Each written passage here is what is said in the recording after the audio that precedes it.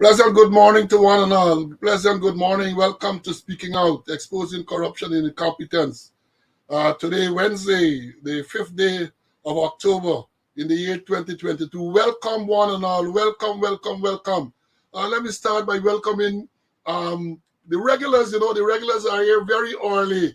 First man in class today was Vibert. As usual, Vibert was here very, very early. A matter of fact, Vibert lined up since 10:22 this morning to join the class. Early, Vibert, early. You're getting a prize, Vi. You're getting a prize. Then Doreen, Squaddy Doreen, all the way from Canada was here next. My good friend Dudley from JA, the man from Yard, Dudley was here very early. Then we have Winston, June, Natasha. There is Natasha D. Not the Natasha, there is not the Natasha that you know. This is not Natasha D. Keith, welcome back, Keith. I know you did indicate to me that work clashes with the timings here. So it's good to see you back this morning. We have Marlene, Lynette, Barbara, Vibert from East Bank. Vibert always let us know he's from East Bank. And Vibert, welcome. Marlene again. Ulrich, welcome, Ulrich. Welcome, man. Always good to see you. I know you're getting issues with the cricket. I know you're an ardent cricket fan. Warriors lost. West Indies losing. I know you're giving you some heartache, but bear up, my brother, bear up. This too shall pass. Bear up. Sheila, Squaddy, Sheila is here. Floyd, Lado, you're making fun, man. You're always here. You're early too. Lado, you were here since 10:59 this morning.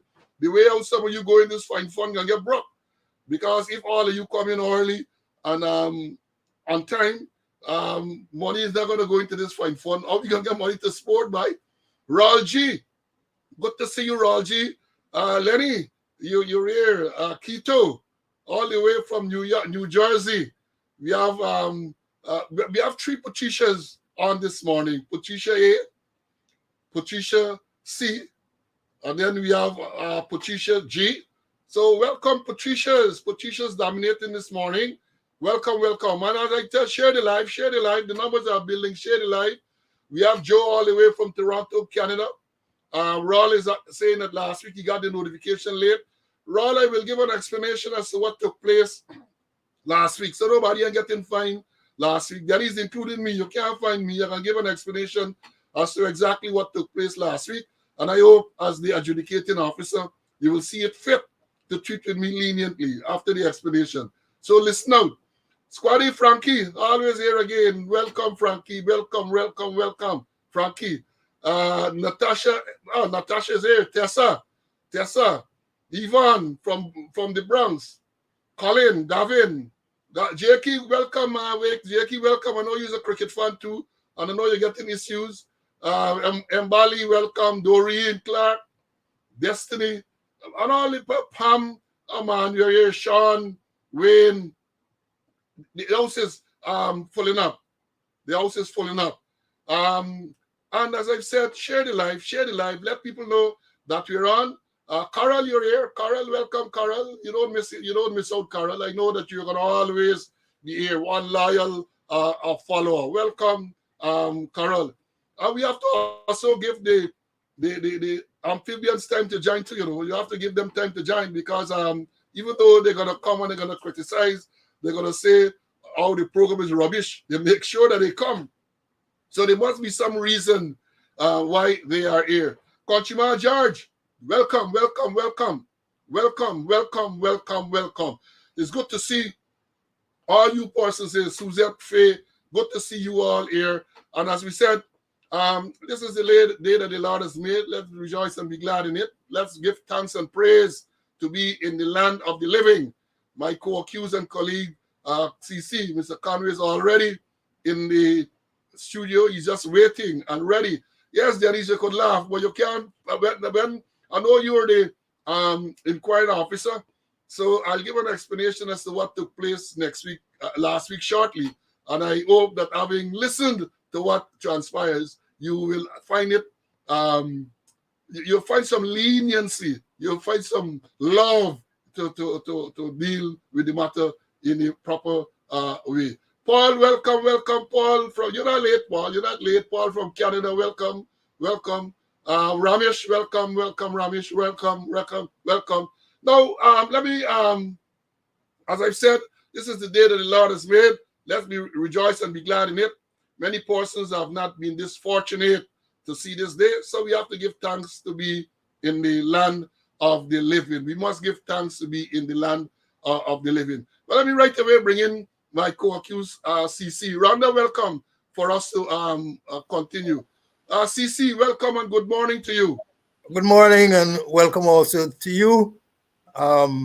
Happy to be in the land of the living. Happy to be able to do God's work. So let's rush into it. Yes, and let me say, yes, Ulrich, today is Teachers Day. So happy Teachers Day to all the teachers. And you know, I would say that when we say all the teachers, we're not talking about those who are in the primary, secondary, and those schools as well. I would regard CC as a teacher. So happy Teachers Day to all the teachers and all the challenges, especially those in Guyana, the challenges they are facing. CC, I'm sure that you would want to say, wish the teachers well. You also a teacher, and I'm happy that you're not under no tent teaching the children. Oh, yes, yes. Because I see teachers now are teaching under 10 and all of that. In the oil producing republic, teachers are now teaching under 10. People get it innovative, or perhaps in the wrong direction. So happy Teachers Day to all the teachers out there. We know that you are the molder of our youths. And I in particular, I'm very appreciative of the work you are doing, sometimes under very challenging circumstances and conditions, as CC pointed out.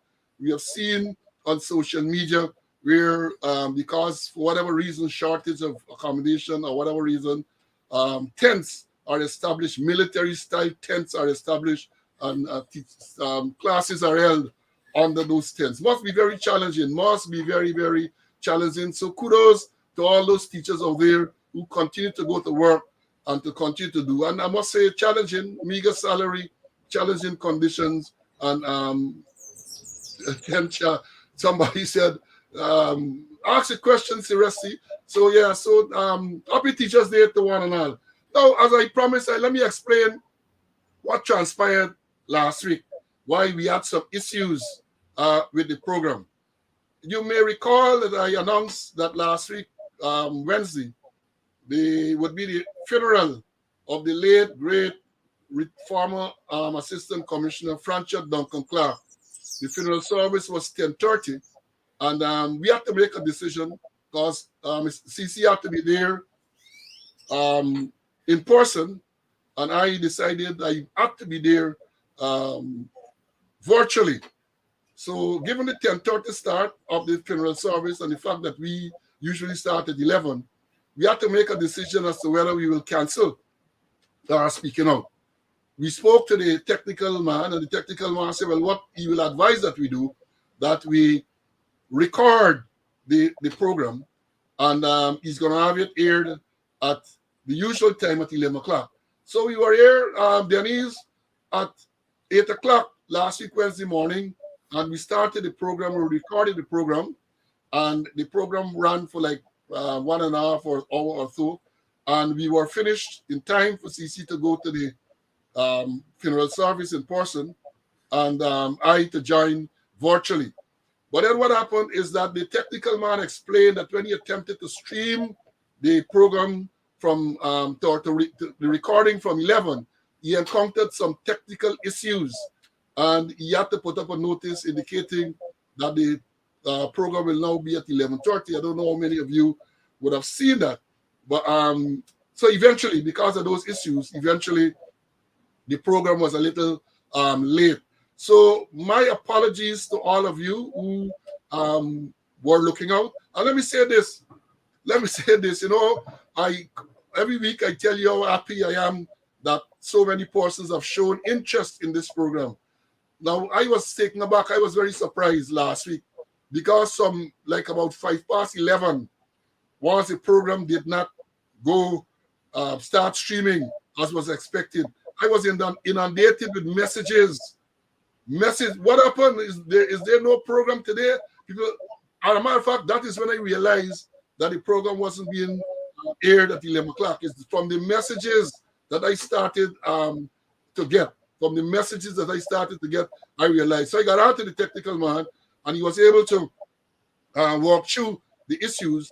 And I think it started like about 11:30 there and then. So Denise, I'm hoping that having given that explanation, you will see it fit to. I'm saying because if you're late, you're late. If you're late, you're late. But there might be extenuation circumstances, and I believe that this was mitigating. This was mitigating, and I don't expect to go without punishment, but I expect that the punishment will be the least severe, which would be an admonishment. You know, under the police discipline act, punishment range from admonishment right through to dismissal.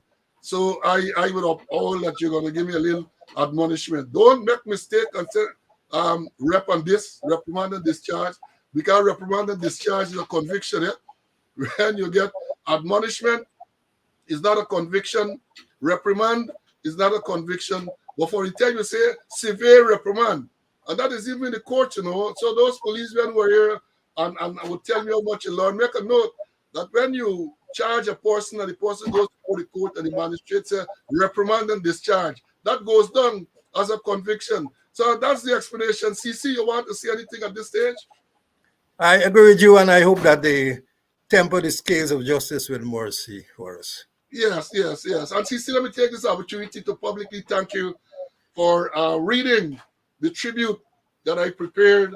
And Ulrich said case dismissed. Thank you much, Ulrich. You are always a very good man. Thank you very much. Yeah, so CC, my gratitude to you for willingly volunteering to read the tribute I prepared for the late Duncan Clark. So let me say, there's nothing like guilty with explanation, you know. Let me understand this. This is a civilian term, and this program here, while we have civilians, let me explain before I get CC to respond. People say guilty with explanation. There is nothing like guilty with explanation. You're either guilty or you're not guilty. If you plead guilty, the magistrate will ask you to give an explanation. The magistrate must ask you to give an explanation. So you explain to the magistrate what took place. And that is where, again, we teach it, you know. That is where you have two types of guilty plea. That is what George Jackman taught me many, many years ago. You have, we said it, unequivocal guilty plea, where you plead guilty and your explanation amongst the guilty, so you know you're guilty. And then you have the equivocal guilty plea, where you plead guilty and your explanation amongst the not guilty. So even though you said that you're guilty, when the magistrate asks you for an explanation, the explanation amongst the not guilty, the magistrate is then compelled by law to record a not guilty plea and to proceed as if you had actually pleaded not guilty. So we teaching. So CC, let me again thank you very much. Yeah, and you mentioned a great name, George Jackman. He was my man when I did a prosecutor course, and then I subsequently have easy access to him when I was prosecuting. And I was happy to be a substitute. And I learned from you. I remember when the judge made you a substitute in the current case we had, and then he put you in your own right. So I substituted, and then I spoke on my own right. And yes, well done. Well, the judge did substitute me in place instead of the police service commission. But then the full court, it is the full court that said there was no need for substitution. The full court added me as an applicant to the matter. So CC, welcome. Now, as I said, we explained the reason, and Ulrich, thank you for dismissing the case. Thank you for dismissing the case. Now, I noted a few days ago that the anniversary of the Brigdam Police Station fire passed quietly by. 1 year has gone since that building, that iconic building, the compound, was about, I say, 80-something percent or 90%, 70% destroyed by fire. And what has struck me strange is that the morning after the fire was a Saturday, the Sunday morning, President told the nation and the world that they are going to get international help to find the perpetrators of this fire. International help. And while they were saying so, or shortly after they said so, I remember very well, you had heavy-duty machinery in the compound removing the debris. from the compound. So 1 year. So what happened to that investigation, CC? Do you know?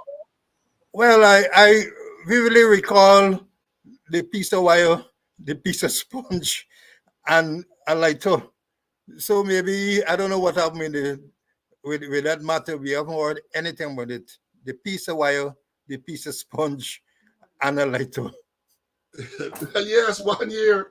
1 year has passed quietly by. 1 year. Now, before I go on, let me just say that yes, Ingrid, it missed me earlier because Ingrid is reminding us or advising us that ex Special Sergeant Veronica, since she was Kucharan, she worked at the police post club section for a number of years. She passed away recently. So condolences to our relatives and family and children and so on. Thing. She has a daughter that works at the police consumers. So I did see it, and I forgot to mention it earlier. So Ingrid, thanks for reminding me. My apologies for that. And Ingrid is saying that she will be buried on Thursday, October 6th, which is tomorrow. So many of you will remember Veronica. Veronica was there a long, long time since I was in the job. Veronica was there at the sports club. She was at the sports secretariat part for a period of time. She was a long-serving member, special sergeant of the Guyana Police Force. So condolences, and may she rest in peace. So yeah, CC, so that breakdown thing slipped by, and we know they said a man was found to be with a sponge lighter and a wire.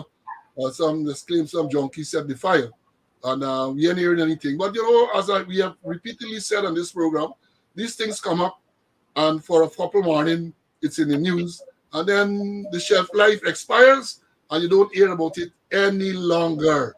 You don't hear. This is one such case. Big Nice, old place, the most iconic police station in the whole country, got it. And you know, it was said, and we remember that building is so close, walking distance from the fire service headquarters, and the response was considered to be very poor. And this is where we are. So another thing that has gone under the matter is before the court. So I don't know when it's going to come up. We don't know. We don't hear anything. The police don't report on that. The media people, I can't recall reporting on that recently. So we have those issues. And then today, October the 5th, I always remember October the 5th, 1992. For those of you younger ones might not remember, October the 5th, 1992 was election day. That is when PDP won the elections and came to office after being in opposition for a number of years. At that time, I was young superintendent in charge of the TSU. And I have to write about that because for all of these jagabots and amphibians who come and try to bash Paul Slow and talk a lot of crap, I'm inviting them to go and read what took place on that day. But very briefly, I was the officer in charge of TSU, and during the afternoon of that day, there were disturbances in Georgetown. People started to riot, broke down stores, and Paul Slow and the TSU ranks went out there and did what the law required us to do. We brought order into the town. We brought order. I would never forget one incident that night. Never, ever. The chief of staff then, Joe Singh, came out at camp on Regent Street. I was with the unit west of that junction.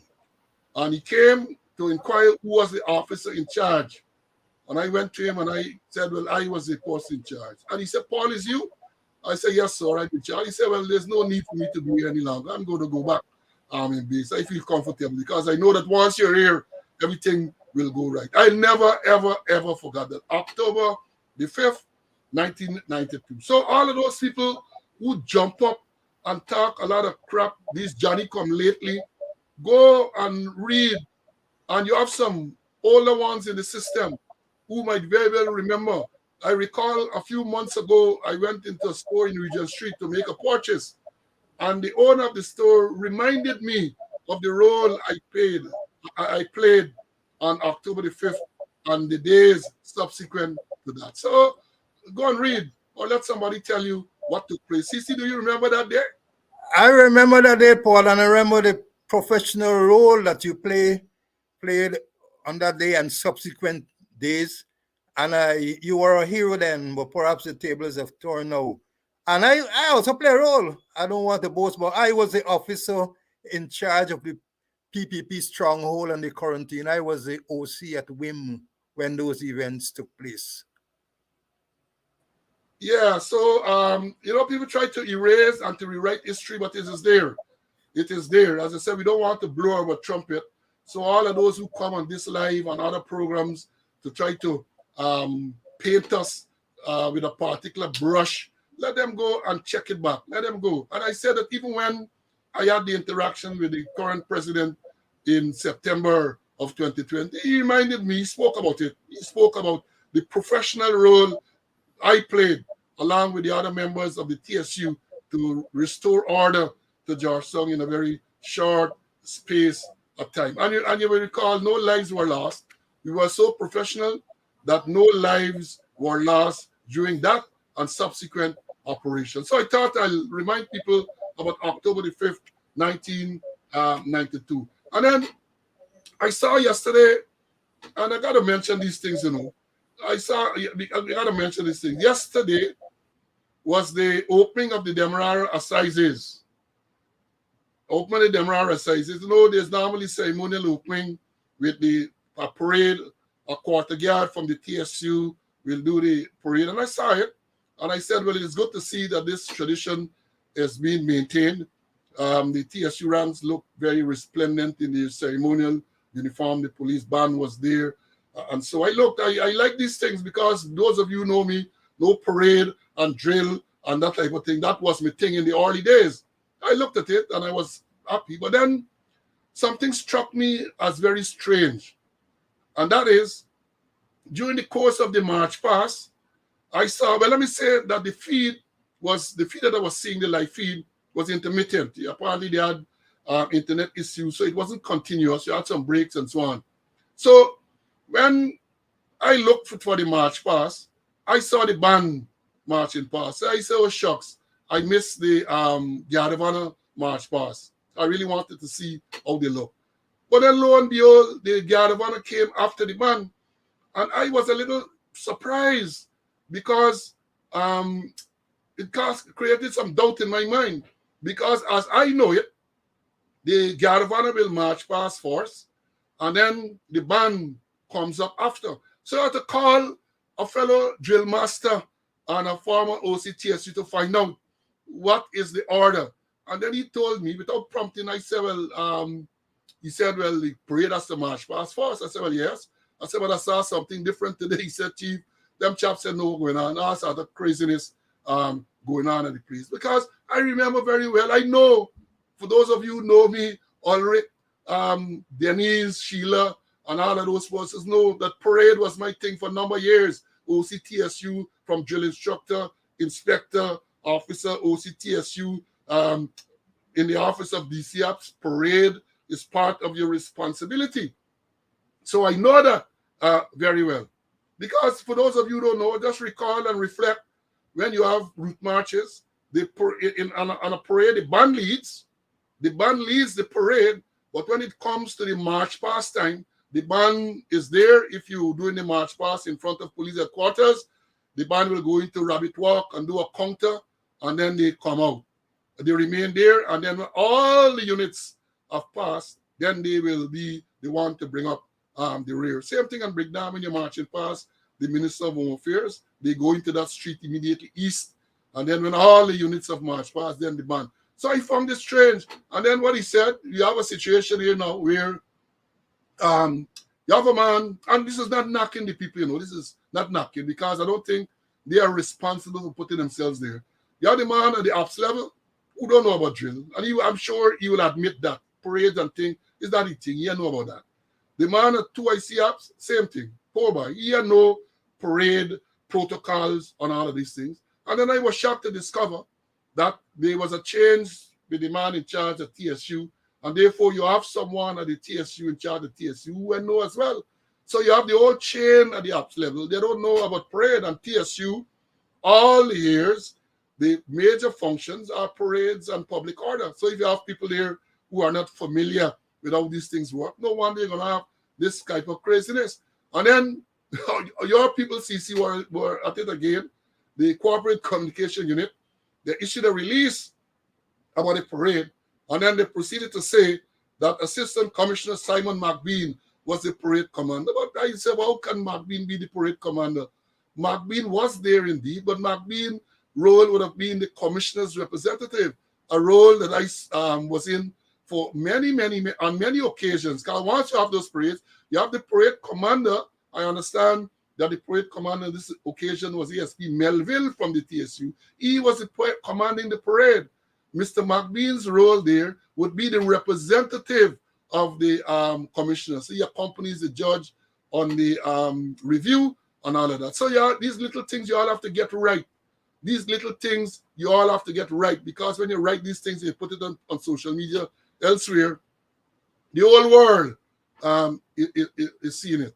And as I said, you don't want them to conform that you don't know where you're going on, what's going on. So make sure, because I don't know who vet these things, but it's just right. I saw the article indicated that it was I think it was a female sergeant who wrote the post thing. She didn't know anything about that. So she see McBean there, and she said McBean is the parade commander, but it's not so.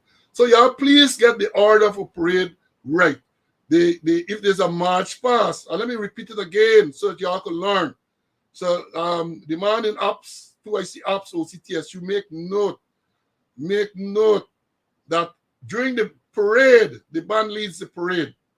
And depending on the size of the parade, you might have the Cora drum, or you might have the steel pan somewhere in the band, the police, military band leads the parade. But when it comes to the march past, the units, if there's a parade commander, you got a route march, some assistant commissioner, they have to march past first. And after that, when all the units have marched past, then the band will come at the end. So yeah, please make note and please correct it going forward. And as you will say, as I will tell you, opening of courts, opening of the assizes, January, I think April session, June, October, October session is the last session. And then the next session will be in January. And all you have to do is check the I Court Act, and you will see it there. The days when the assizes are to open in Demerara, Essequibo, and Bordeaux. So I've given you your reference, and I said beat and teach. So I know you saw the parade yesterday, CC, but I got as a whole parade man, I had to make this observation. I saw it. I had the same observation, and I was once or a couple of times the commissioner's representative, just as how you mentioned about McBean, I was commissioner's representative. But then, Paul, as you mentioned, if people are masquerading and when people are incompetent, and as I always say, and they try their incompetent best, they are still incompetent, Paul.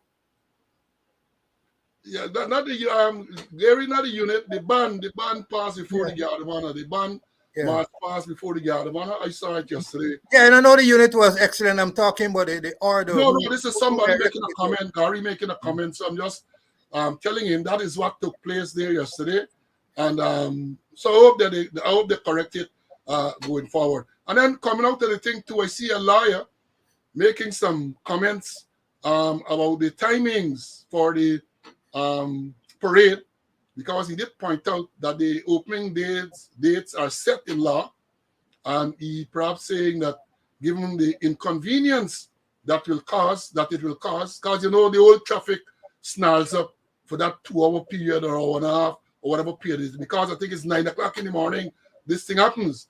So the whole thing, and he was suggesting that maybe the law should change, or maybe the parade can be done maybe on a Saturday. That was a suggestion he was making. But then I noted that one of the things, I can't recall seeing the Police Corporate Communication Unit issuing a traffic advisory, because what would normally happen is that a traffic advisory will be issued warning people about the likely delays and the congestion around that area, especially when at a time now when schools are open and that is an extremely busy area. So it would appear, I can't be sure, I did not see it, but I can't be sure if any traffic advisory was issued and whether people were alerted to the fact that there will be the opening of the assizes. I know back in the day, people came to see that. People came with their children and they lined up along Crow Street to see that parade. I have been involved in that parade as a constable back in the day when you wore gloves, white gloves with your 303 rifle. And TSU, it was very competitive to get in the final 30. Let me tell you what I mean. The parade is a quarter guard. So you have 2 officers and 30. And what happened then, the people used to detail like about 35 to 40 other ranks. And when you're filling at the TSU for inspection, that is when you get knocked out. So a lot of people dress resplendent in your white uniform, and then when they inspect the final 30, you get knocked out. You get knocked out. So you have to be sharp as a tack to make the final cut to go on the parade. That is what it used to be. So I was involved as a constable. I was the inspector on that parade. That was one of the first parades many young officers will take. I took that parade as a parade commander. And then I also was involved as the commissioner's representative. So I was involved in all the categories you could think of. So, CC, let's move on. And Paul, one thing, I wonder if they had rehearsals. Rehearsals are key. Well, I hope they did. I hope they did, because normally you would rehearse. I think we start the rehearsal. The first rehearsal will be done in my day on the Friday. And then on that rehearsal used to involve the TSU. TSU ranks to the parade. And then on the Monday, you have the rehearsal with the band and everything. And you rehearse 1 or 2 and make sure that everything was good. I remember, I have time to talk about it here now, but as a young sergeant, when I was in charge of training and drills, there was a particular officer who came there to do the parade, and he was making mistakes after mistakes, and I dismissed the whole parade and left him alone. Had him there alone, and he went and he complained to the officer in charge that I was embarrassing him and all of that. But at the end of the day, when he went to the parade, he did fairly well, and he bought me a drink after. So yes, rehearsal is very, very important for that and other occasions. So, and I saw, we talked about the teachers earlier, this worrying, this disturbing news that a 14-year-old committed suicide. I said, my Lord, what could cause a 14-year-old to be so depressed as to take his own life? CC, did you see that? Yeah, I saw it, and I wondered what really is happening, because I don't know if they have welfare officers about the place, or if students and parents would have access to teachers and headmasters, the Parent Teachers Association, and all those things. If there is communication going on, that something is going wrong, some there is already warning, so that you can take corrective action. Yeah, well, it's really sad. It's really sad, and condolences to the parents. And I don't know if he has siblings. My sympathy go to the fellow students of that school. It must be very traumatizing, very traumatic experience. One of your classmates. I understand that perhaps to do with something with bullying and so on. Bullying, I hope things are properly investigated and corrective measures taken. It's very, very, very sad. And then there was also another sad incident where it was reported that a 4-year-old ingested some poisonous substance. And I was reading yesterday where it is now said that it wasn't an accident, is that the mother, I mean, that is what is being reported. The mother force-fed this 4-year-old with this poisonous substance. My Lord, what is really going on in this land? What is really going on? A mother? When I read this thing, I couldn't believe. At first, when I read the news, I said, well, they must be careless to leave a poisonous substance, I said it was gramazone, within reach of a 4-year-old. And I said, well, carelessness. But then when I read yesterday that they're now reporting that the mother is accused of force feeding this child this poisonous substance, I was taken aback, because I said, well, look, something got to be wrong. Something got to be wrong. And that is viewed in light of some recent incidents we had the case, I think it was on Grove, where a man chopped his son or his stepson while he was in bed, chopped his wife and set her afire, and then he committed suicide. Then we had a case not too long ago on the Essequibo Coast with a police sergeant who ran over his partner, killing her, and then he ingested a poisonous substance. But if something is wrong in this place, pressure, pressure, the pressure causing people to do all manner of things. See? That's true, Paul. And maybe we need some divine intervention, and we have to be more closer to the Lord. Well, and in all of this, the sad thing to me is that you're not seeing any. Well, I have not seen any proper steps. People are saying, well, this is being done to address these measures, and it brings to mind. I think last week we spoke about the frequent accidents, including fatal accidents on the road, and I said then that this thing requires a comprehensive intervention. People, not no piecemeal measure, because we spoke about it last week. I think at the time it was reported in Kaito News that 7 persons had died in a 10-day period. And since last week Wednesday, I can recall at least 2 other fatal accidents. One is reported on West Demerara, where it is said that a man was driving his car, taking his son to seek medical attention. He struck and killed the man who was walking across the road.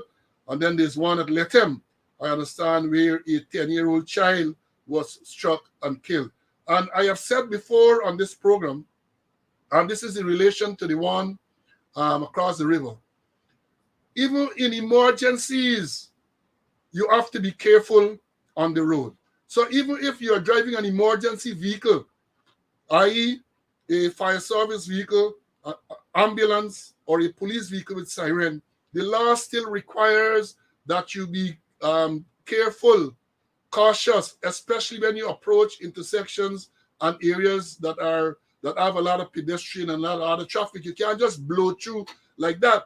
So this man, according to the reports, was taking his son or some relative to seek medical attention. Obviously, he was speeding, and this deceased person attempted to cross the road, was struck and killed. So they need to make sure, especially we talk about emergency vehicles, and we did remark, and people have said that all set of vehicles get siren on them. All set of vehicles get siren, all set of all the Tom, Dick, and Biari, they get vehicle with siren. But as we said, the law does not permit that. The law permits emergency warning signals, that is siren and flashing light, on emergency vehicles. And those vehicles are defined in law as ambulances, fire service vehicles, and police vehicles. So let me hope that they listen again and try to do something. But I am saying that at this stage, the traffic situation, these many road accidents and many more deaths, should be considered as a public health emergency. Should be considered as a public health emergency, and government must take appropriate measures to deal with the public health emergency. Again, I said some time ago, the figures now are not being released, so I can't say, well, I don't think we know how many persons have died on the road this year. Normally, there used to be a regular thing, but you don't get those figures any longer, so you don't know what is the state of accidents and road deaths. I remember when I was the traffic chief, that was a regular thing. Minor accidents, serious accidents, damage accidents, and fatal accidents. Then you say so many fatal accidents, so many deaths, because you might have more deaths than accidents, because one accident might have multiple deaths. So those things were released to the public, but nothing is being done. I don't know. I don't see any public awareness, public service announcements from the police, the corporate communication unit. You see all manner of other things relating to shows and people going and meet people in the community. Those things are good.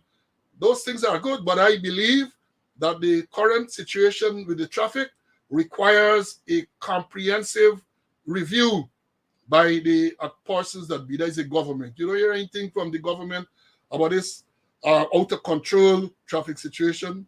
The man who sits in the chair is the commissioner. He get dumb. You don't hear anything about he.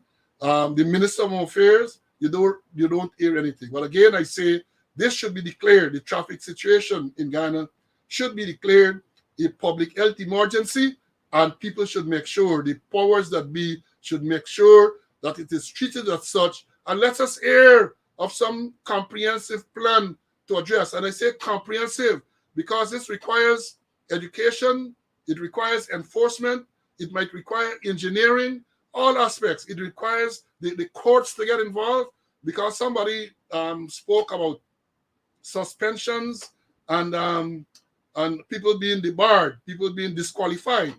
And I explained before, the court, if you're convicted, as happened not so long ago, the court can, the magistrate can disqualify you. Those older people around, we remember people like Sharon Eden, the magistrate, and there was a magistrate, Krishna Vyanichinta. People were traffic people, you committed a traffic violation and you were terrified when you had to go before those magistrates. There were others as well. You were terrified because you know that once you were found guilty, you are going to be disqualified. I used to say disqualified from holding or obtaining for a particular period of time. And in terms of the suspension, I mentioned that again. The suspension is done by the licensing authority, who is the Minister of Home Affairs. So if a person is charged, and the law provides if a person is charged for causing death by dangerous driving, a recommendation, I used to make those recommendations to the licensing authority, the Home Affairs Minister, and those persons are suspended as against disqualified. They are suspended pending the outcome of the charge of causing death by dangerous driving. So, and then, people talk about the ticket system and all of that. So, it is good to talk about ticketing, traffic ticket system. It is good. But unless you have a proper system in place, you're going to be wasting time. You're going to write tickets, and then if people don't pay the tickets, you have no way of knowing that they did not pay. When I joined as a special constable in 1973, I remember that very well. Every Friday, coming out of the vigilance, what they call it, the office there, the magistrate's office, every Friday warrants came out. Because when a ticket was issued and a person got, whether it's 3 months to pay the ticket, and they did not pay, warrants were issued for the address of the driver.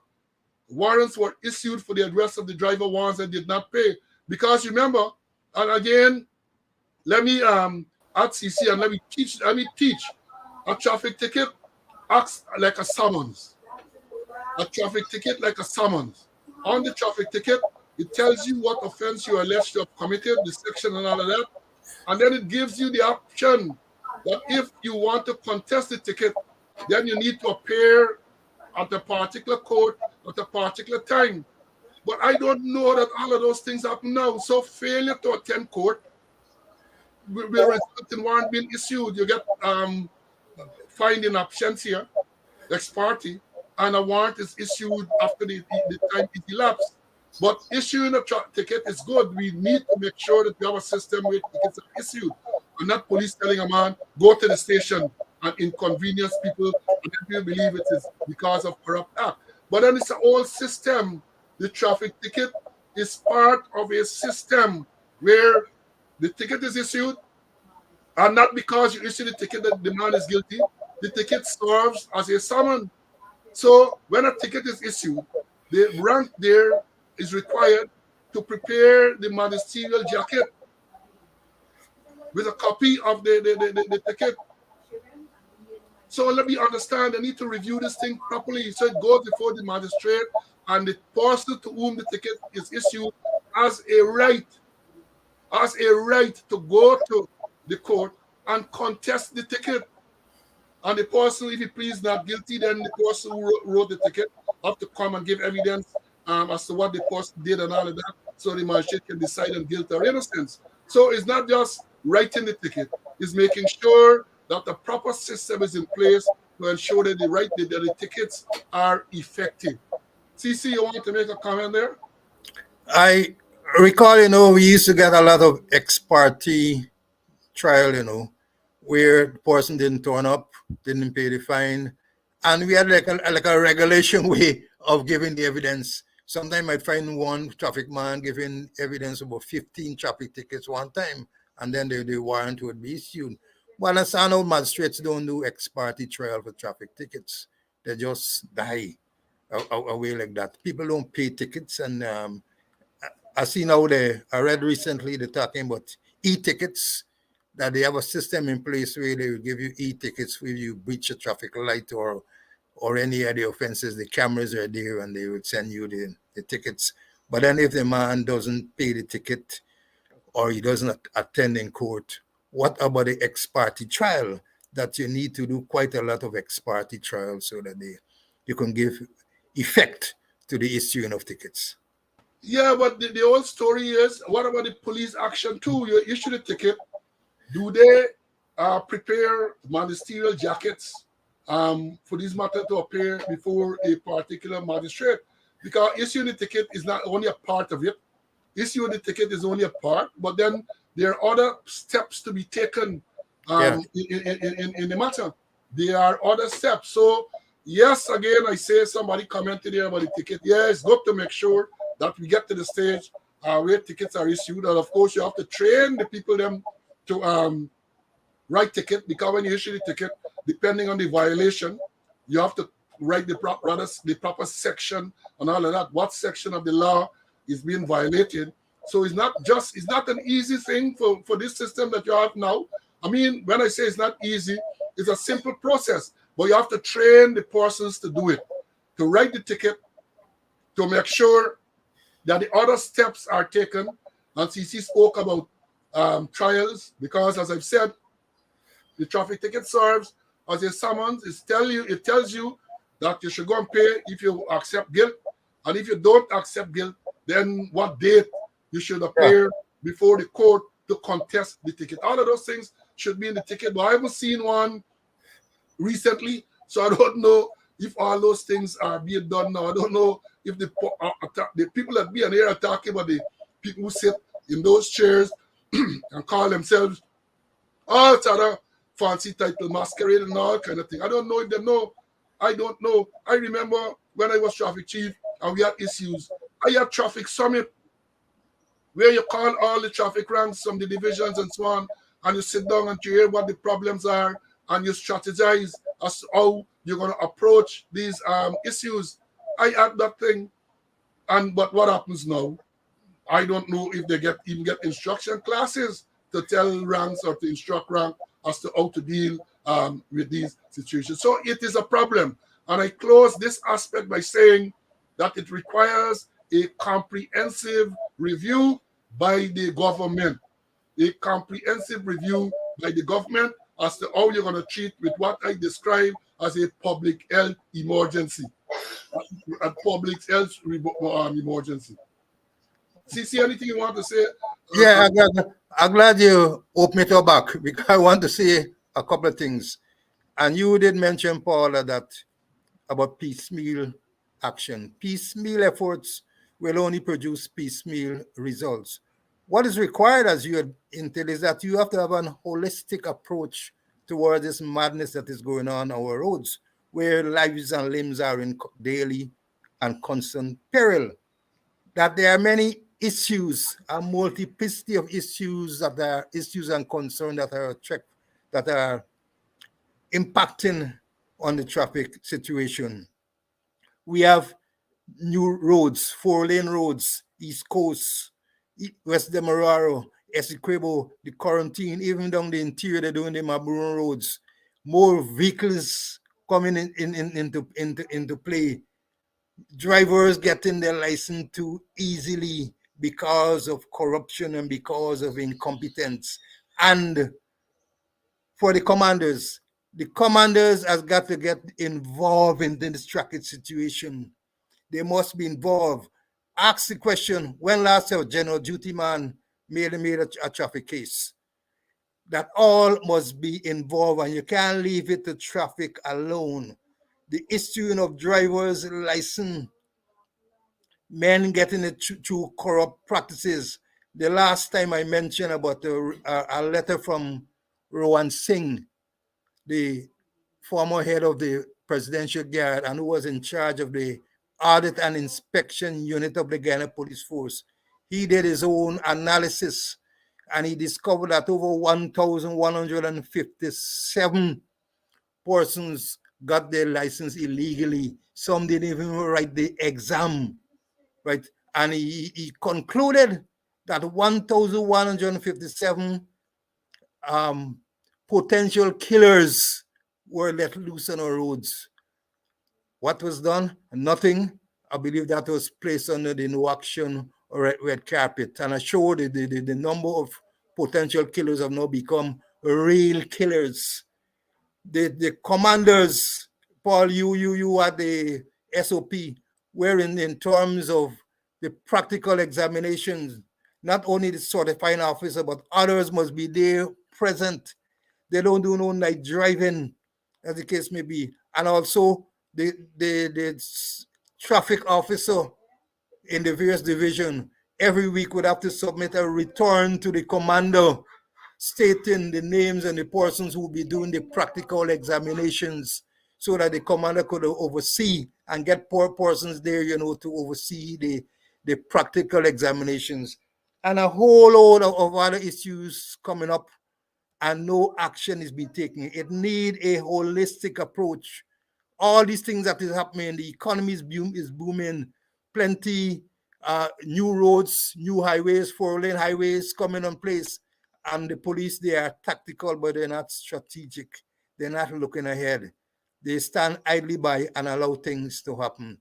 And if a holistic approach is not done, we'll continue to have the madness on the road. We'll continue to have more deaths and more serious accidents on our roads. Well said, well said. And I'm reminded, Sagi, you're late, Sagi, but we can accept the odd blackout. So I know there is a national thing, blackout so frequently in Guyana. And someone is reminding me here, Canty reminding me about the traffic, that you used to have road safety talk on the radio and in schools. She's reminding me, thanks for reminding me about that. But those things are no longer there. And that is why I made the point earlier.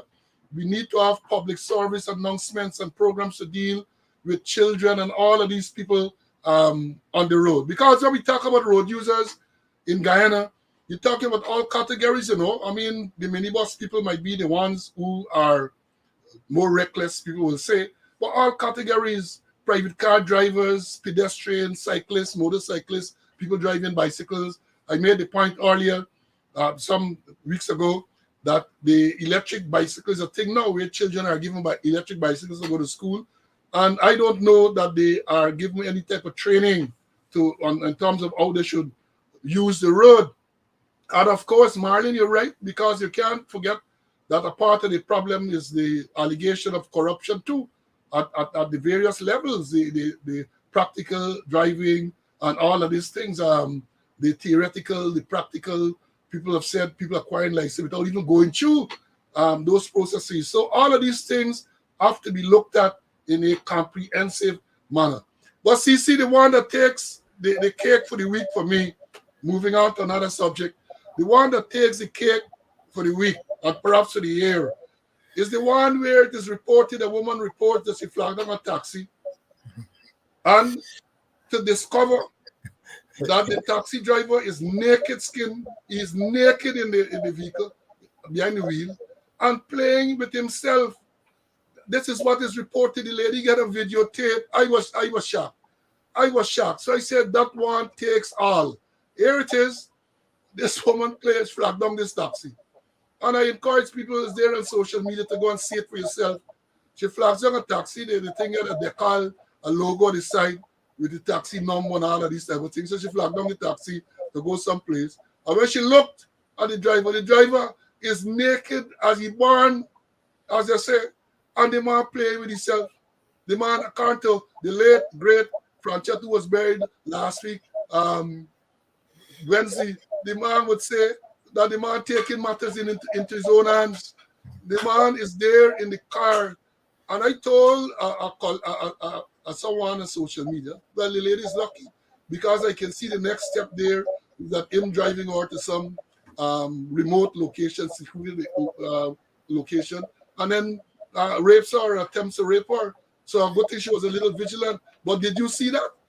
I saw it and then I said maybe he wasn't a driver. Perhaps he was a handyman, And he would take the gold, silver, and bronze.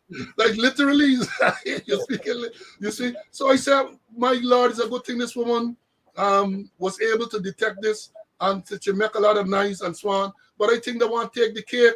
The Yeah. one before that was a police corporate communication unit saying that the decomposed body was taken to the West Demerara Region Hospital to be pronounced dead. Yeah. But I believe this one, the two of them rivaling for the top position. So we have to see at the end of the year which will be the number one position. We'll have to see that. So moving on. Let me talk. I announced that we're going to talk about Bascom. It's almost an hour. So let's spend some time on this Bascom saga, the update. I think the most recent thing is that I saw this morning that he has another lawsuit where Mark Richmond, the man who he alleged was involved in the Paper Shards murder, is now suing him for 50 million Guyana dollars. Did you see that? Yeah, I saw it and I want to believe more might come. They want to silence Bascom. They don't want him to come forward, and say what actually took place. So they will try all kind of means to to silence him. But then what Boston is saying, the the crime chief said the same thing too. So I don't know what's going on here. Yeah, because in the press conference, I recall in the press conference, and I had to look it back, the crime chief did say that he was told that Bacchus was involved. Somebody called him on name, you had bashed him for that. That how can you give out your source? I think he said Roger Khan told him that Bacchus might be involved. And he was also told that Richmond might be the driver, might have been the driver of the car. And according to Bascom, the head of the major crime unit, Superintendent Caesar, sent him, Bascom, and another rank to arrest Richmond. And he said that when they got there, there was evidence that he had left early, and he believed that he might have been tipped off that he was to be arrested. And when the same man is claiming threatened him, he told Caesar told him to go and make a report to bring down, which he did. So, and again, something is definitely wrong. I agree with you. They're trying to silence him, but I must compliment him for his courage. He's sticking to his guns. And I know from experience that when you know that you're right, you just stick to your guns. You don't have to waver. And a good thing, I think he has very competent lawyers by his side. But Yeah. having read the Public Information Disclosure Act, we call it Whistleblowing Act, all of these things are a violation to the Act. Because the Act clearly states that when you're a whistleblower, and there can be no doubt that even though they might not want to admit it, there can be no doubt that Bascom is a whistleblower. He is saying that these things are going on in the area that he worked. That is what he is alleging. And the Act says that if a person is a whistleblower, you can't take criminal nor civil action against them. And the Act makes provision if after a certain course of action has been taken, the man is found to be malicious and that, then you can take action. So I am waiting to see how this one is going to play out. I am waiting to see because I am saying, based on what I have read in the what we call the Whistleblower Act, it clearly says, I think I read the section some time ago, that if a person is a whistleblower, and I have no doubt, by definition, Bascom, Sergeant Dion Bascom, is a whistleblower, right? And he's saying that there's a cover-up in this Paper Shards murder. He's saying that bribe was paid to do this cover-up. So he's a whistleblower. You can't doubt that. And the law is saying that if a person is a whistleblower, you cannot bring criminal charges against him. You cannot bring civil lawsuits. You can't retaliate against him. And it's clear to me that all of these actions are retaliatory. It is clear that it is retaliatory So let us see where this will go. As I said, the man get good lawyer by his side, and let me see how this is going to play out. And then a development, I think it was last week, where he appeared again in court. And, for those people who aren't sure how the system works, you have what they call full disclosure. So the defense counsel will make a request for all the evidence that the prosecution has to be presented to him. That is the law. You got to make full disclosure. So Mr. Hughes, I understand from the reporting in the media, made an application to the magistrate for the tape, this press conference. You know, this press conference where they go, people say it's not a press conference where the man who sits in the commissioner chair and Branham, they say all kind of things. So the lawyer made a request, and the magistrate asked the young prosecutor, so he's a police legal advisor, to present. All right, so he was given time to present this recording. He returned some days or so after, and he still doesn't have it. He tell the magistrate that the police don't have a recording of this. Well, he was told to get it. Again, he went out, he come back, he didn't get the recording. The magistrate apparently became frustrated.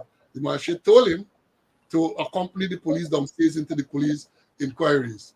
He said the police then went on with a release to say, because the media said that he was arrested. He was placed in custody, rather. The media said he was placed in custody by the magistrate. The police issued a release shortly after, said, no, he was never placed in custody and so on. So, CC, I'm asking you this. Given what I've outlined, the magistrate says to you, accompany the police to the office downstairs. What really you think took place there? Well, if his liberty was restrained and he was under arrest, because if you accompany the police to where you under arrest, whether it's for a short period or not, Paul, he was under arrest. His liberty was restrained. They say arrest is taking or restraining a person from his liberty so that he shall be forthcoming to answer some charge or offense or something like that. And he was under arrest, whether you jump high, jump low, he was arrested. His liberty was restrained. Let me say this. Let me get into the teaching mode again. You just gave the definition, and they say there must be some taking or restraining of the course of his liberty. But let me say, and I'm sure you'd agree, but there are case laws to show that if you tell a man, look, a police will come with me, or you arrest, and he doesn't hold you or physically restrain you, once you agrees, once you go along with him, you're deemed to be properly arrested. Yeah. You are deemed to be properly arrested. So let's say that the police tell you, say, look, boy, go into the vehicle, police vehicle. He ain't tell you you're under, well, he ain't hold you, he ain't restrain you, put you go into the vehicle. You're under arrest, go into the vehicle. You go into the vehicle, you're deemed to be properly arrested. And if you were to escape, you're gonna be charged and successfully prosecuted for escaping from lawful custody. So read up this young police. So while you must take and restrain, the case law suggests that if that is not done, and the person willingly accepts that he's under arrest, he is arrested. He is arrested. Conversely, if you tell him he's under arrest and you don't make no attempt to go with you, then you have to take hold and restrain and taking of his liberty. But for them to say that he was never in custody and so on is bare rubbish. And for him to say so too, because I don't know him, but I saw a release he gave. He was live outside the court giving a release, and he hadn't come across as being, let me put it this way, too credible. He hadn't come across as being too credible. The story, he tried to say, just as the police said that he wasn't arrested, but he went down there with the police and all of that. But I'm looking to see what will happen now, because I think the matter comes up later this month where he is to, again, produce these documents. But I noted almost the same day or the following day, the DPP wrote to the acting chancellor asking the acting chancellor to remove the magistrate from airing this cybercrime case. CC, did you see that? What are your views? Yeah, I saw it. And getting back to the issue, I don't have all the facts, but contempt of court is a very serious offense. And the whole thing, as I read an article by Ralph Ramkaran last Sunday, and he talking about courtesy, where courtesy must be established by both the magistrate and the attorneys. And as I said before, I don't know exactly what took place. But if you're going to cite somebody for contempt of court, the person has a right to be heard. And the person has a right to have an attorney to represent him to fight his case. I remember some years ago, I think I was a corporal or a constable. They had a lawyer who is now a senior counsel. And we used to say that he's very mannish. And he went to the High Court and he carries mannishness to Justice Keith Messiah. And Justice Messiah immediately cited him for counsel. I'm now citing you for contempt of court. Orderly, take care of him. I'm going to put on this matter for 1 o'clock. And he turned to the lawyer and said, and if you're not well represented at 1 o'clock, the jaws of the Georgetown prison is going to open up and swallow you. He said, I'm giving you the right to be heard and the right to be represented by counsel. And at 1 o'clock, he was represented by several attorneys of law, including 2 senior counsel. So the thing is that if you're going to cite me, I have the legal and the God-given right to be heard. Now over to the DPP. I am not pleased with the conduct of the DPP, especially in this matter, where the DPP is asking the chancellor to remove the magistrate from that case. It is unethical. It is not legal. And the DPP has been getting involved in too many issues, null processing cases where the DPP had instructed, say they have compelling evidence for person to be charged, and overnight a government changes and the DPP will null cross without having fresh evidence, perhaps without having political instructions. In terms of law enforcement, there's a rigorous standard with saying that, look, proof beyond a reasonable doubt. The DPP has wide-ranging power, but the DPP must exercise its power without favor or affection, malice or ill will. And in many, many, many cases, it appears though the DPP has been making political decisions, and we suspect in some of these cases religious decisions, when the DPP should ensure that the rule of law is maintained. And let me just add by saying that the DPP is wearing long dress, but her slip has been showing on many occasions. Well said, my brother. Well said. No, as you said with the DPP, something is wrong. When people start to lose. Only last night, let me say this. Last night, I was listening to news in the U.S. I like to see what's going on in the world, and people did a survey. The U.S. did some company, some one of these agencies did a survey in relation to the U.S. Supreme Court. And the survey is showing that a large number, I think they said over the past year or two, 20% more people have lost confidence in the U.S. Supreme Court because they're saying that decisions are not made in keeping with the law. I believe it's something similar if you were to do a survey in Guyana. I believe people have lost or are losing faith in the DPP's chamber.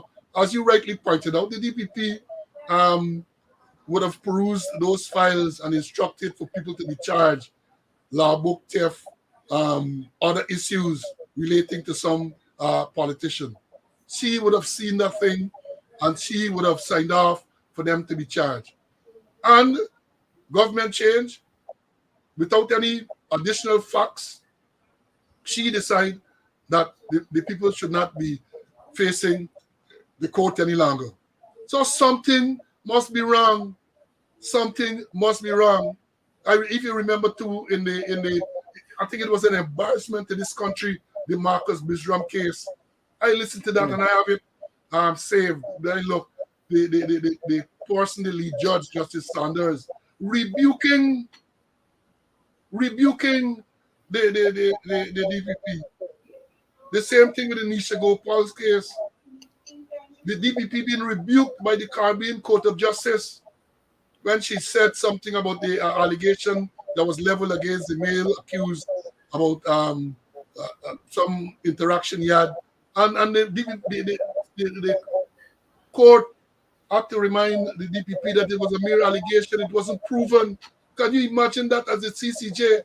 And I know of cases that are before the court where no evidence.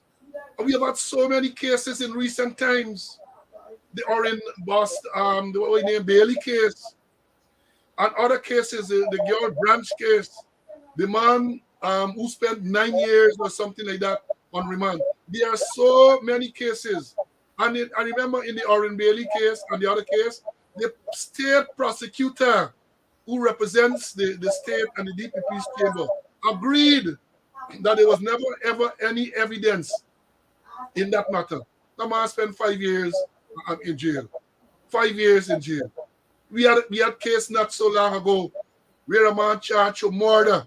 You recall the man who killed his stepson and was found somewhere hiding dressed. He was Michael. Charged with murder. And when the man appeared in court, the charge had to be withdrawn because they're saying the postmortem said that the man died from COVID. So did she not see, the DPP office did not see? How can you institute a charge of murder when you have not seen the death certificate or the postmortem report which tells you what the cause of death is? We in a real sad place. We in a sad place. I know there are matters. I have had personal experience. Matters. No investigation. Allegations are made against people. No investigation. And the DPP approving persons to be charged and placed before the court. They take the attitude, well, if the police make the allegation, you just go and clear your name before the court. It's madness. It is madness that is going on. And nobody, well, people are not dealing with this matter with the urgency it deserves. People's liberty are taken away for 5 years and more. And then to err in the High Court, when it comes to trial, oh, there was never ever any evidence. And again, I say for people who are not familiar with the system, no charge for manslaughter, murder, or those serious charges will be instituted without the file going by the DPP for them to see what evidence you have there. They will go through the file, they will see the evidence. And if perchance they haven't seen the file before the matter is filed, at some stage that file will go to them for them to review. And they have the authority, the DPP has the authority, when you look at the file, if the police are anxious, if the police went there with the charge, to say withdraw the charge, because there's no evidence to sustain the charge. That is not being done. So all the way. So the preliminary inquiry goes through. Once you have the preliminary inquiry before the magistrate, this is in an indictable case, like a murder case, preliminary inquiry. All right, the magistrate here, and remember the magistrate is not conducting a trial. The magistrate is conducting a preliminary inquiry just to determine whether, based on the evidence, there's a prima facie case, meaning at first glance, at first hands, there's a prima facie case. Now, once the magistrate decides that there's a prima facie case, the depositions, there's all the documents, the evidence given, all the documents are sent to the DPP. The DPP has to review those documents. And it's the DPP, having reviewed the documents, who has to make a decision as to whether the person should be committed to stand trial at the High Court. So understand how the system works. So having gone through all this process of preliminary inquiry, having reviewed the depositions, the DPP said charge. One would assume that at that stage the DPP would have been satisfied that there's not enough evidence to sustain a prosecution. But we have seen that charges are or indictments are made by the DPP's chamber, only to discover 3-4 years down the road, no evidence against the person. Really, really sad indictment against that constitutional office. And I said, many people have lost faith and people are losing faith because of the action. Because of the action. And you don't blame people when they criticize. Don't blame them because these criticisms have merit. That's easy. Paul, up to last week, Justice Juan Barlow, trial murder. The jury found the man not guilty.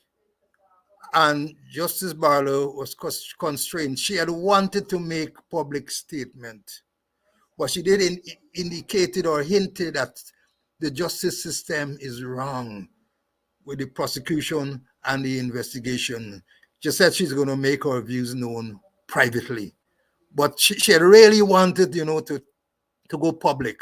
But being that the decent woman that she is, she decided she's going to go private. Lots of things going wrong. I said before, and I'm going to say again, that the DPP has the supreme power to deal with matters in terms of prosecution. And if the DPP sees that there's no evidence, stop it there. Don't send it for a magistrate to decide. Don't send it for a judge and jury to decide. Stop it right there. And that is not being done. Say, let the judge deal with it. Let the jury deal with it. Let the magistrate deal with it. Nonsense. Unconstitutional. Yeah. Depriving persons of the liberty, depriving persons of the freedom, putting a man. It's not easy. I have never been to jail. But you can imagine a man spending... Yeah. You nearly go to jail when Ramana and them hold you at the Well, court. let me tell you something. People say that the person and the anniversary is coming up. I'm going to talk about it because people said that when they looked at that tape there that was streaming all over the world and to see how those people handled me, they said the person who was being handled at that time was a different Paul Slow from the one they knew many, many years ago. And I must admit that to be so. Because had it been the old Paul Slow, he would have perhaps been in jail now indeed. The old Paul Slow would have perhaps, well, you call it perhaps old age, perhaps you call it maturity, call it whatever you want to call it, but I agree with you. I agree with you because long ago, people would have left on the ground blackout and flattering. Well, it's maturity. Not only old age, you're getting wiser, you get older, perhaps you get wiser, and they say all's well that ends well. This is not ended. This was not ended. This is far from ended. But I agree, CC. I might have been in jail at that time. I might have been in jail. But let me, time again, no 120. Let me close off by bringing this one to your comment. Last week, I threw out the question about the cricket and all these activities associated with Cricket Carnival. And I asked the question whether the police were being paid extra duty. And, as I've said, when I finish this program, I don't get to see all the comments during the program because sometimes it can be very distracting. But what I will do, I will run through the comments and make notes in case there are things that I am required to respond to. So last week, I asked the question, whether these ranks are being paid extra duty. And when I ran the comments later, people saying, and I suspect they're policemen, no, they aren't getting any extra duty. The people told them that it's their duty and they are not going to be paid anything extra for all those long hours they work at the cricket and all of these shows. And I found that to be very unreasonable. This is something I know very, very well. All of those activities, cricket activities, whether it's Cricket West Indies, Test Match, One Day, T20, whether it's regional 2-day competition, 4-day competition, whatever it is, police ranks are usually paid at the approved extra duty rate. All right, give them sometimes you want to say, well, that is their duty. They tell them to go on to that duty. But you have to take into consideration the length of time, because one would expect that the ranks will work 8 hours, and anything above that, they should be compensated. People said no extra duty. And it is more worrying when you think about the CPL, because the CPL is a private tournament. The Guyana Amazon Warrior is privately owned by Bobby Ramru. Privately owned. And I was involved when it started, and I know all the franchises have a responsibility to take care of all the costs associated with running the tournament, all the costs.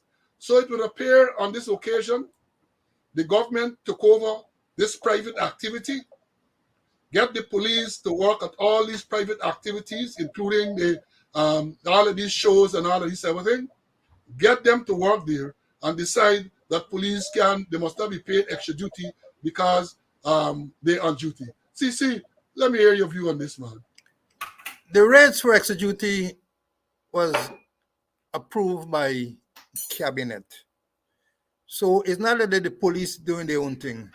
It has government approval. And ranks who are performing extra duty must be paid for performance of duties. I understand some when they have double matches, some of them men left since 6 o'clock in the morning and come off of duty sometimes until 11 o'clock in the night. I mean, they get meals and so forth, but they are entitled to the extra duty. And I ask, where is the police welfare department in that? Where is the police association in that? Where are the men who masquerading as admin who controls the money, as operation who's responsible for the work they're doing? Where are those people? That is when they must get involved and ensure that the ranks are properly paid what they're entitled for. When the ranks go on the road and collect a bribe, they put them in front of the court. Now, when they got the work, legal work, and they are entitled to extra duty, they're not getting any. And the association is quiet. The police welfare is quiet. The person masquerading as deputy commissioner admin, quiet. Person masquerading as deputy commissioner ops, quiet. Commission is quiet. And all of them are quiet. And in the meanwhile, the police are suffering. They do not get their money. They must take action to ensure that they are well paid by the private citizens who are operating those events. Cheryl, yes, Cheryl, I know all of those private matches. This is something new, but all the matches before, as I said, I used to be involved on all those matches, but apparently there's no representation now for the ranks, and perhaps that is why morale is so low, because as CC rightly said, this is something that they're entitled to. And let me say this, if you want to say that they're on duty, then you do the calculations. They should be on duty for 8 hours and anything above that. That is what happens in a few of the islands where you have cricket. The police will come to work, and if the time is more than the normal duty, 8 hours, then you pay them for the extra hours. But it's unreasonable to have the ranks on duty for those long hours and then tell them, say, they have nothing to. All the years I was involved I was in charge of the security during 2007 Cricket World Cup, during 2010 the T20 World Cup, and all of those bilateral matches that hosted by the West Indies, I was involved. As a matter of fact, as a security manager, I was required to sign off on the security payments. So I know all of those things. So it's unreasonable, it's unfair. And I hope that someone will take it up.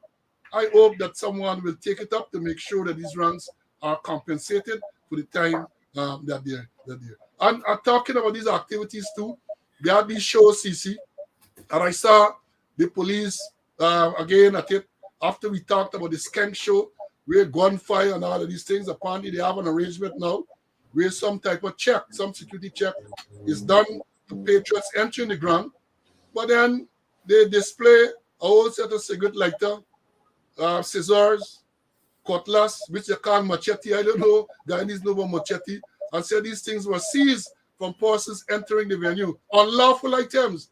And people commented on it. Since when a lighter is an unlawful item or an illegal item? These things are seized, but the knives, the machete, according to them, I know it's a cutlass. I don't know what no machete. Those things are seized, but like the law relating to offensive weapon has been repealed. So no one is charged to be in a possession of offensive weapon, and therefore it will continue. No one, well, at least they didn't announce that. They announced the seizure of these items, and they announced that they haven't announced, they haven't followed up to tell you whether persons were arrested or whether persons are going to be charged for being in possession of offensive weapons. CC? I am alarmed, Paul, that the law talks about things made or adopted or intended to be used to commit certain offenses. Well, I'm surprised that, I mean, you had a lighter, but I'm surprised they didn't find these pieces of wire and pieces of sponge. That we must enforce the law as a deterrent. That person must know that, hey, you can't go to the show with a cutlass, as the case may be. But there's a kind of police force, and they will listen to some things and some they will not listen to. But as you rightly say, they need to start charging people for offensive weapon. Let me say this. Let me give them some more information. Let me give them some more in terms of the lighter. Those things are not unlawful. They're not unlawful. They're not illegal. They can be restricted or prohibited. Yeah. So if you have an event, the organizers of the event can decide that cigarette lighters are prohibited from entering the venue, as well as other items. When you have these international events, cigarette lighters, glass bottles, and others can be prohibited. But then people have to be told, they have to be told that these are prohibited items and you're not allowed to take them into the venue. But you can't get a man turn up with a lighter and tell you about the lighter unlawful and that type of crap. That is not what obtains. So if you want to operate as forsworn, you're calling on at these shows, people go in there, people from outside, you expect to go. You have to do things the right way. You have to create a prohibited items list to tell people you can't come with lighter, you can't come with other stuff, prohibited items. You can't come with scissors. Those things are prohibited. Those things are prohibited. Things like knife and things. You tell them. You cover yourself legally. So many people turn up with it. You have cover to take the appropriate action. So we have spent a long time this morning, hour and a half already. Yeah. Do you have any closing remark that you would like to make? Just to say that we will continue to educate the people and we'll continue to do things to ensure that the police, as I always say, deliver the highest quality of service to the people that they swore to serve and protect. We're not bashing them. We're highlighting things so that they can take corrective action. I mean, not only highlighting, we're making recommendations, firm, good recommendations, so that they can perform with efficiency and effectiveness. Well, thank you, CC. Hope they're listening. Hope they're making notes. Hope people are telling them. There's evidence that sometimes they listen, because you see certain action that is being taken, are actions that were recommended or that we told them was the correct thing. So yes, again, the viewers, thank you very much for being here this morning. I hope that we were once again able to educate you, to point out these things so that you are wiser when you come off of this program, when you come off of this live every day. That is our aim, to make you wiser. As I have said, I don't go to YouTube, subscribe to the channel on YouTube. Some of you have still not done that. Go to YouTube, subscribe. I know why I'm telling you this. And let me explain. Sometimes you're going to be getting problems on Facebook. People are hacking into the Facebook and causing all kind of problems. But so that is why I'm encouraging you all to go to YouTube, subscribe to the channel on YouTube to make it more popular. Hit the bell. There's a little notification bell when you subscribe. If you hit that bell, every time the program, anytime the channel goes live, you're going to get a notification that you are live. And once you do that, you are going to be able to be on time and to be able to know when the program starts. So you have to make sure that you do that. I'm asking you, I'm pleading with you to subscribe to the channel to make it more popular. And there's another morning show that recently had issues because of the same thing. People hacking to the channel, they can't get access to the Facebook. So go to YouTube and you're going to be able to circumvent that. So again, thanks very much for your time. I know that the time is precious to you. And tell those who are not able to join the live, they can go to YouTube. All the previous programs are there, so you can see what is going on. I want to leave by, I would normally say to you, be careful. COVID is still real. Take all steps to protect yourselves, your loved ones. You know the protocol. I don't have to repeat it here at this time. Smallpox, luckily, it seems, apart from the 2 cases, we don't have any other case. But protect yourself. Protect yourself. Because the fact that COVID is still here, and we recently had those activities where so many persons were in close proximity, sold out stadium, sold out shows. Chances are that in the next couple of weeks, we are likely to see an increase in cases of COVID. So make sure you protect yourself at all times. And as I've said, thanks for being here. And God spare life. Next Wednesday at 11 o'clock, we'll be here again on another program of Speaking Out, Exposing Corruption and Incompetence. For now, bye. Have a good day. Have a good week. Thank you much.